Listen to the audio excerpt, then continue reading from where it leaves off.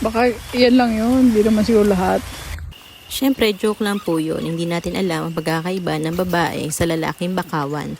At alam nyo ba, dito sa Pilipinas, merong 39 species of true mangroves. Marami na rin mga celebrities ang pumunta dito para mag-tree planting at siyempre bumisita katulad na lang ni Ruru Madrid, John Lucas, Joem Bascon, Cara David at Drew Arellano. At nandito na nga tayo sa dulo ng bakawan. Makikita nyo na ang dagat at ang buong kabuuan nito ay nasa 1,000 meters. So, tara!